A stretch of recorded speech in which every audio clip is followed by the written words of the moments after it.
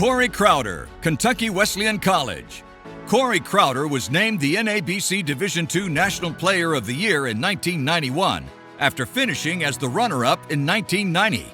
He was a three-time NABC All-American, receiving first-team honors in 1990 and 1991, while being named second-team in 1989. Crowder was a member of the 1990 NCAA Division II National Championship team.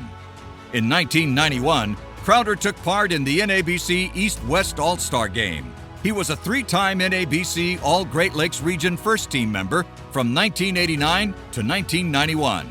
Crowder was a two-time Great Lakes Valley Conference Player of the Year and three-time first-team All-GLVC. In all 4 years of his career, Crowder was named to the NCAA Great Lakes Region Tournament team, and in 1990, he was named to the NCAA Championship All-Tournament team.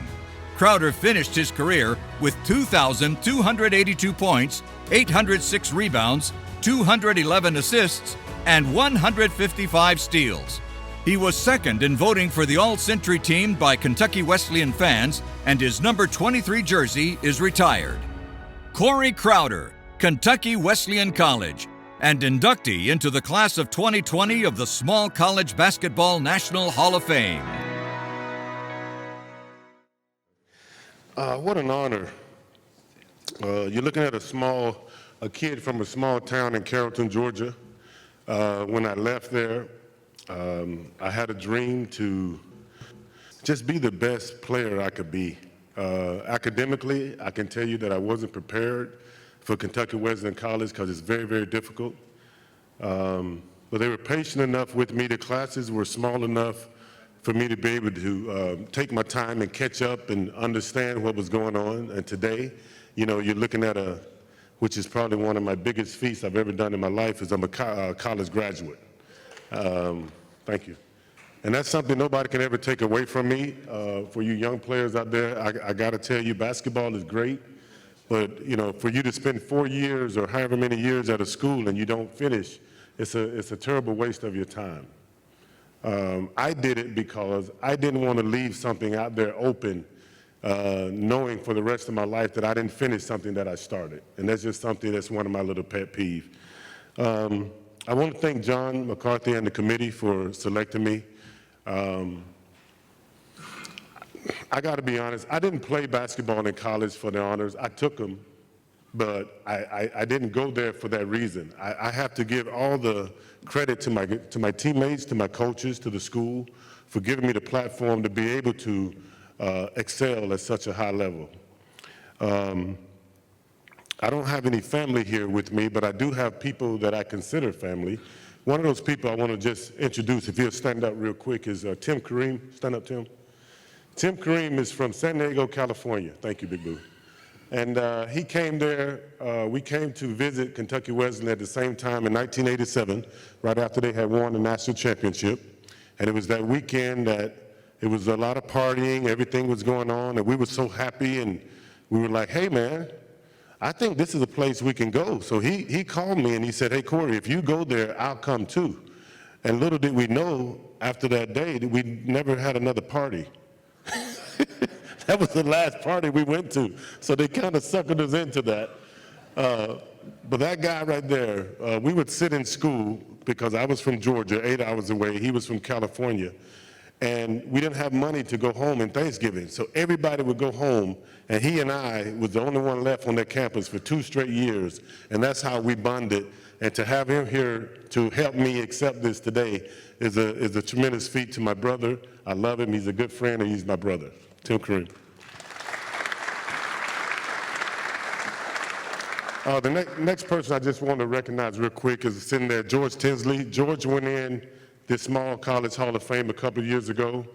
I mean, Dallas Thornton is going to come up and talk later.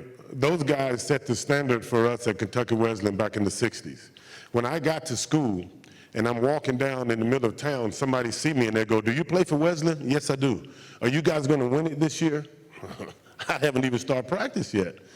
We get on campus, one of our students who go there see us and they ask us, are you guys going to win it this year? How do we know? We haven't even started practice yet. But the tone is set already in your mind that they would not accept anything less than a championship. So from day one, we knew what we were playing for. And I was talking to some 3 guys from another team. I don't remember where you guys are, that's okay.